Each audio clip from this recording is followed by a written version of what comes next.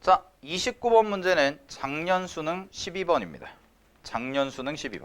가장 최근에 봤던 12번 문제인데 요거 처음 나왔을 때 수능장에서 이 문제를 딱 보고 아이들이 굉장히 당황스러웠을 거예요. 왜냐면 평소에 봐오던 기출의 형태가 전혀 아니었기 때문에. 알겠어? 전혀 아니었기 때문에 되게 당황스러웠을 거고, 여러분들도 아마 풀어보신 분들은 좀 잘 푼 분들도 있을 거고 좀 많이 버벅인 친구들도 있을 텐데, 자 그냥 문제에서 주어진 대로 가볼게. 잘 봐. 첫 번째 조건. 실수 전체 집합에서 연속이래요. 동그라미 치세요. 자, 연속 문제 푸는데 저런 조건 나오면 항상 체크하셔야 됩니다. 그래서 fx가 문제에서 연속이다 라고 했고, 자 그 다음에 조건식을 줬는데 요 조건식이 지금 요렇게 나와 있어. 그럼 얘를 좀 분석을 해볼게. 잘 봐. 요거 딱 보면 얘들아, 여기는 앞에가 세제곱이 있고 여기는 제곱이 있지. 그지? 그 다음에 요쪽에 보시면 x제곱이라는 게 보이고 여기도 x제곱이라는 게 보여. 아, 그래서 이 문제는 뭐냐면 결국 인수분해 문제예요. 그러니까 고1 때 배웠던 스타일과 비슷해요. 인수분해 형태. 오, 인수분해로 해볼까? 자, 그럼 잘 봐. 앞에 거 두 개를 공통인수로 묶는 거야. 우리가 인수분해할 때 가장 먼저 배우는 게 이거지. 공통인수 묶기. 공통인수로 묶어봐라. 자, 그러면 앞에 두 개는 fx 세제곱과 fx 제곱입니다. 그럼 fx 제곱으로 묶어보시면, 자, fx 전체 제곱으로 묶을게요.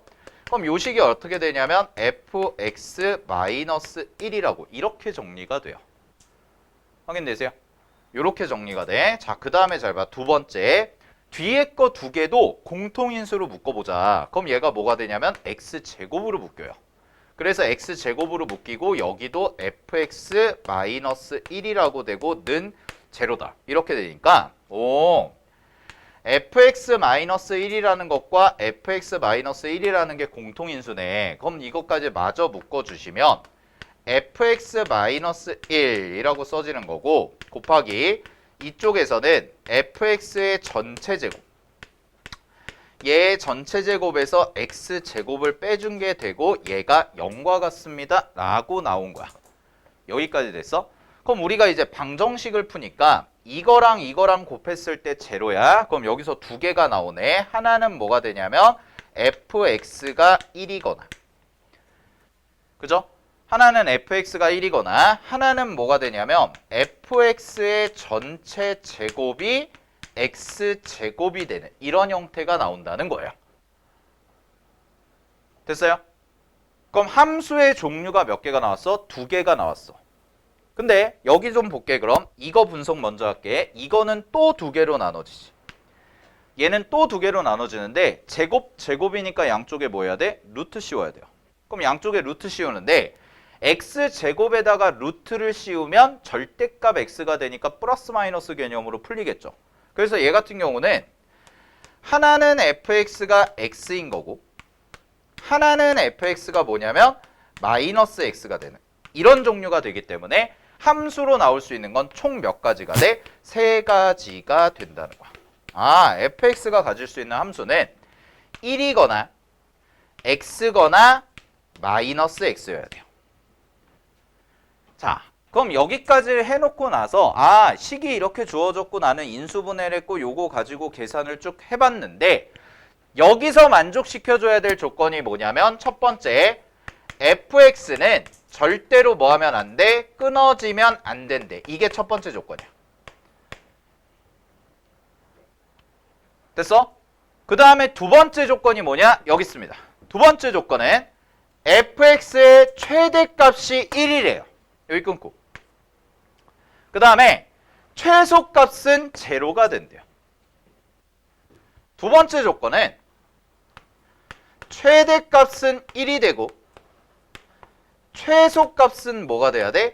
0이 돼야 된다. 자, 그러면 이제 이 두 개를 만족하는 함수를 만들 건데 그 함수에 들어갈 수 있는 종류가 요거랑 요거랑 요거 세 개밖에 없다는 거. 됐어? 그러면 평면을 그려. 자, 좌표평면 그릴게요. 그리고 얘를 요 정도를 1이라고 잡읍시다. 그러면 잘 봐. 최소값이 0이어야 되고 최대값은 1이 돼야 돼요. 근데 fx가 1이라는 함수는 상수함수죠. 그러면 이런 얘기 아니야? x라는 친구와 마이너스 x라는 친구가 어디 안에만 갇혀 있어야 되냐면 요 안에만 갇혀 있어야 돼. 이 위로 그려지면 안 된다는 얘기죠. 이해됐어요? 이 위로 가려지면 안 돼. 근데 잘 봐. 근데 여기를 찍어야 돼. 왜? 최소니까. 됐니? 그러면서 뭐가 돼야 돼? 끊어지면 안 돼. 그러면 가능한 그림은 한 가지밖에 없어요. 마이너스 1 찍으시고요. 1 찍으세요. 그러고 나서 잘 봐. 마이너스 x가 이렇게 되고요. x가 이렇게 되고요. 나머지가 1이에요. 이거밖에 없죠. 이 세 가지를 모두 만족하는 거. 잘 고민을 해봐. 저거 모양 말고는 안 나와. 그지? 그래프가 끊어지면 안 돼. 됐어? 그래프가 끊어지면 안 되는데 최대값은 1이고 최소값은 제로야. 그럼 지금 현재 상황이 뭐야? 최대는 1이죠. 그죠? 근데 여기를 찍어야 된단 말이야. 그럼 여기를 찍을 수 있는 경우가 x가 찍거나 마이너스 x가 찍어야 돼. 됐니? 그리고 이 밑으로도 내려가면 안 돼. 그럼 무조건 여기서 이렇게 찍고 다시 올라오는 요 경우밖에 없다라는 거예요. 이게 끝이에요. 이게 12번 문제 답입니다. 그럼 마이너스 4분 이제 함수값 계산하면 자 위치 잡을게요. 마이너스 3분의 4네요. 마이너스 3분의 4는 마이너스 1보다 큽니다. 여기네요. 자 1이고요. F0은 얼마예요? 0이에요. 2분의 1은요. 여기다가 대입하면 되죠. 2분의 1입니다. 됐니? 자 이렇게. 그래서 문제 정답은 2분의 1과 1을 더하니까 정답 3번이다. 이렇게 풀어주시면 되는 거죠. 됐습니까? 이게 작년 수능 12번이야. 자 근데 식이 이렇게 주어졌다고 해서 니네가 당황스러워할 필요 없이 문제에서 주어진 식을 잘 관찰하시고 식의 모양이 앞에 fx 공통 부분이 보이고 뒤에는 x제곱이라는 공통인수가 보이니까 요거를 이제 인수분해 형태로 바꿔볼까?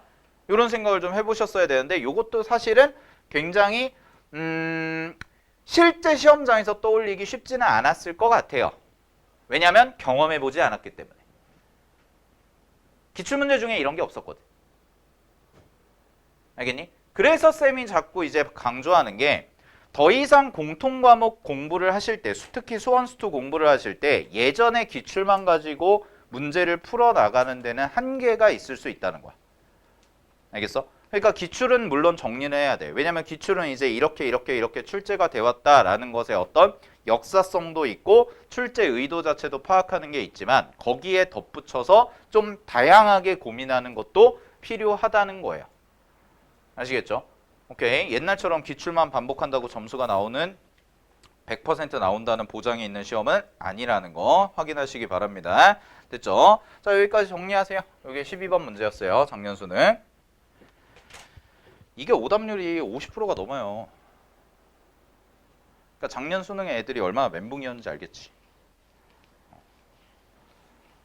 이 바로 전 문제가 12번 바로 전 문제가 그거였거든. 삼각함수, 사인, 탄젠트 그래프. 아마 내가 겨울방학 때 수업 때 풀어드린 분들도 있을 텐데 그런 문제였다는 거.